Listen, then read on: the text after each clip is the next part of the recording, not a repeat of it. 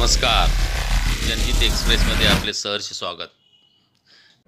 वसई विरार महानगर पत्रकार संघातर्फे आज पत्रकार दिन समारंभाला उपस्थित आपल्या पालघर जिल्ह्याचे लोकप्रिय खासदार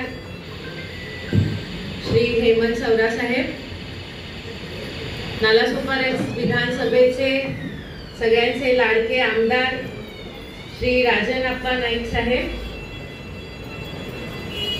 पत्रकार संघाचे अध्यक्ष अनिलराज रोकडे साहेब, या संस्थेच्या अध्यक्षा आशा डिसोजा मॅडम आणि ज्यांचा सत्कार आपण सगळेजण करणार आहोत असे ज्येष्ठ पत्रकार रेमंड मछाडो सर, नालासोपाराचे माजी आमदार श्री क्षितिजी ठाकूर आणि सन्माननीय व्यासपीठ, इथे उपस्थित सर्व पत्रकार बंधू, शिक्षक वर्ग आणि विद्यार्थी वर्ग, सर्वांना प्रथमतः पत्रकार दिनाच्या खूप खूप शुभेच्छा।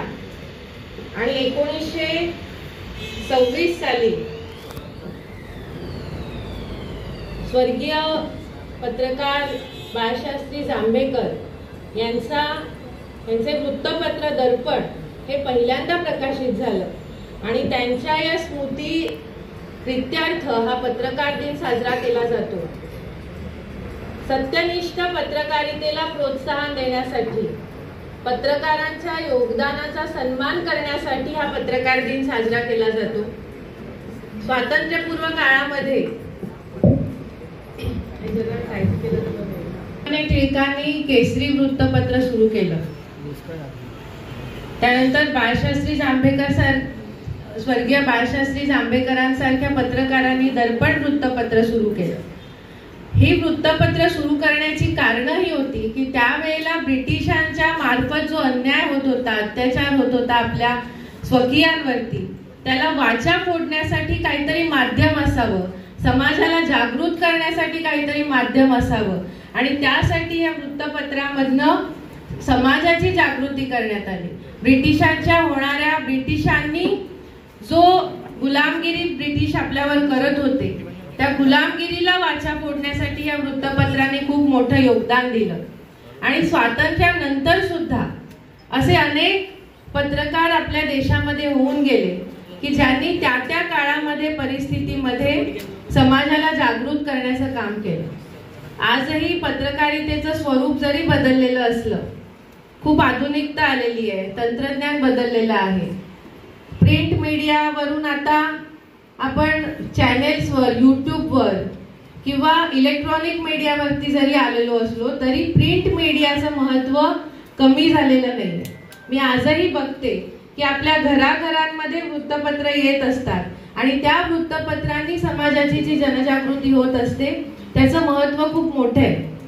पुढारी असेल, महाराष्ट्र टाइम, लोकसत्ता, लोकमत यासारख्या वृत्तपत्रांनी आपल्या समाजाला खूप मोठं योगदान दिलेलं आहे।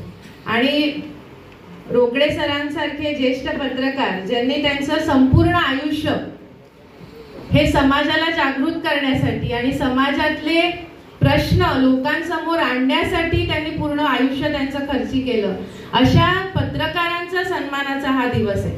हे व्यासपीठ कशासाठी वापरायचं होत हा ज्याचा त्याचा प्रश्न आहे, पण आमची संस्कृती हे सांगते की ज्या गोष्टीसाठी आपल्याला आमंत्रित केलेलं आहे त्याच गोष्टीसाठी आपण जर ते व्यासपीठ वापरलं तर त्या गोष्टीचा जास्त सन्मान होतो। आणि त्यामुळे आज या व्यासपीठावरनं मी विशेषतः सर्व महाराष्ट्रातल्या, मुंबईतल्या आणि वसईतल्या सर्व पत्रकारांचे आभार मानू इच्छिते, त्यांच्याप्रती कृतज्ञता व्यक्त करू इच्छिते की त्यांनी जे योगदान समाजासाठी दिलेलं आहे ते खूप अतुलनीय आहे। पत्रकारितेचा आपण म्हणतो की लोकशाहीचा चौथा आधारस्तंभ म्हणजे पत्रकार असतात। तर पत्रकारांकडे एक सगळ्यात मोठा गुण असणं आवश्यक असतं आणि पत्रकारितेमध्ये सुद्धा तो म्हणजे निपक्षपातीपणा। जो पत्रकार निपक्षपातीपणे पत्रकारिता करतो, कोणाचाही पक्ष न घेता, इथे तरुण काही बसलेले आहेत आणि मला माहिती आहे की आजकाल इंग्लिश मीडियम मधनं सगळ्यांची शिक्षण होत असतात, त्यामुळे निपक्षपातीपणा म्हणजे काय हा प्रश्न तुम्हाला पडला असेल कदाचित. निपक्षपातीपणा म्हणजे कोणत्याही पक्षाचा, कोणत्याही दोन बाजूंचा पक्ष न घेणे. पत्रकारांनी नेहमी न्यूट्रल राहिलं पाहिजे. सगळी परिस्थिती समाजासमोर आणली पाहिजे. मग समाज, लोक ते ठरवतील की काय चांगलं आणि काय वाईट. जी खरी परिस्थिती आहे ती लोकांसमोर येणं महत्वाचं असतं आणि हे पत्रकार करत असतात.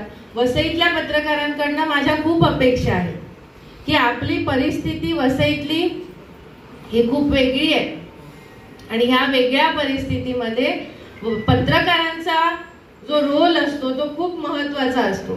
त्यामुळे हा जो निपक्षपातीपणाचा मी जो गुण उल्लेख केला तो आपल्या वसईच्या पत्रकारांमध्ये आहेच, पण तो आणखीन वाढीला येऊन त्या निपक्षपातीपणे पत्रकारिता करून समाजापुढे सत्य आणणं आणि सत्य आणून समाजाला जागृत करण्याची गरज आज वसईतल्या पूर्ण समाजाला आहे. वसईत खूप प्रश्न आहेत आणि हे सगळे प्रश्न पत्रकार नेहमी त्यांच्या पत्रकारितेतून पुढे आणत असतात.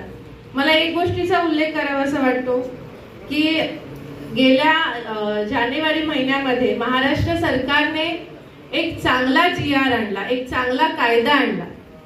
पूर्ण देशामध्ये, संपूर्ण देशामध्ये महाराष्ट्र राज्य हे एकमेव असं राज्य आहे की ज्यांनी हा कायदा आणला आणि तो कायदा म्हणजे आई सन्मानाचा कायदा. प्रत्येक बाळाच्या नावापुढे वडिलांच्या नावासोबत आईचं नाव लावण्यात यावं. हा 1 मे नंतर जी बाळ जन्माला येतील त्या बाळांच्या नावापुढे आईचं नाव लावलं जाईल असा कायदा करणार महाराष्ट्र राज्य हे एकमेव आणि पहिलं राज्य आहे.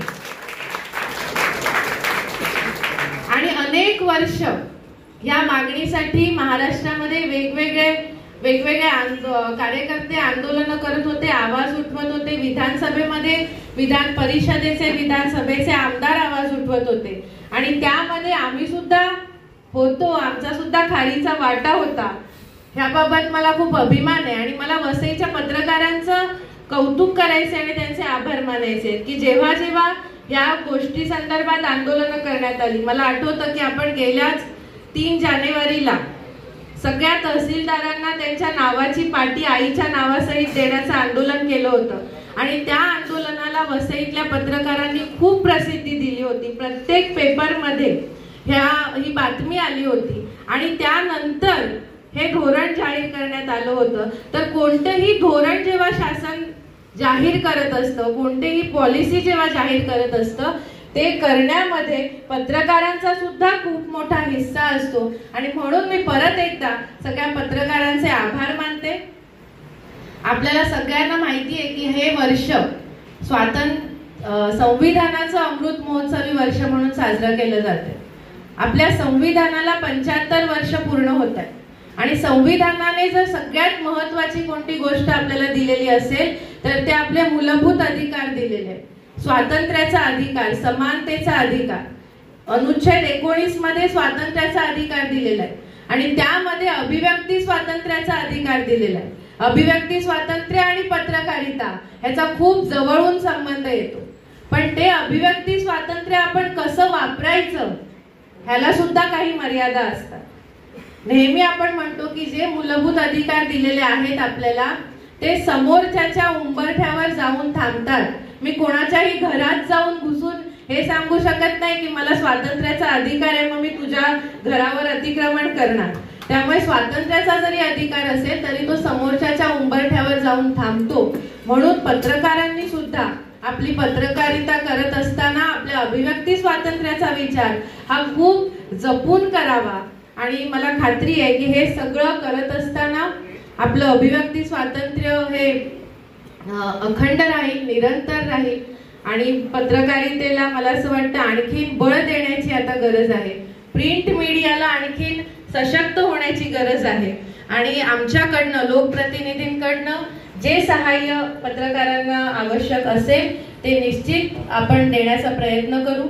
या हिवाळी अधिवेशन हे आमच्यासाठी पहिलं अधिवेशन होतं, राजनापांसाठी सुद्धा आणि माझ्यासाठी सुद्धा. आणि या अधिवेशनामध्ये जितके जास्तीत जास्त प्रश्न वसईतले नालासोपारा विरारमधले मांडता येतील ते मांडण्याचा आम्ही प्रयत्न केला. मला 4 वेळा बोलण्याची संधी मिळाली. राजन अप्पांनी 2 वेळा विधानसभेमध्ये प्रश्न मांडले आणि जे प्रश्न आपले गरज आहे, जे शासनाचं लक्ष वेधून घेण्याची गरज आहे, असे प्रश्न आम्ही मांडले. असे प्रश्न उपस्थित करण्याकरता आम्हाला तुमच्या पत्रकारांची खूप मदत लागणार आहे.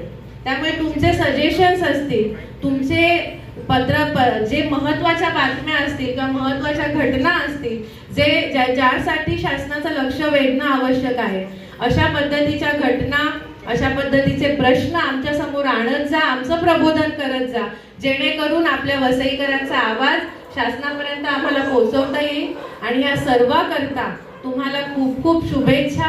पत्रकारिता अशीच स्वतंत्र पत्रकारिता, अभिव्यक्त स्वातंत्र्याची पत्रकारिता अशीच निरंतर राहो, पत्रकारांना निरंतर बळ मिळत राहो आणि वसईतले पत्रकार आणि समाज यांच्यामध्ये एक समाज जागृतीची एक चळवळ उभी राहो, अशीच मी सगळ्यांना शुभेच्छा देते आणि इथेच थांबते. जय हिंद, जय महाराष्ट्र.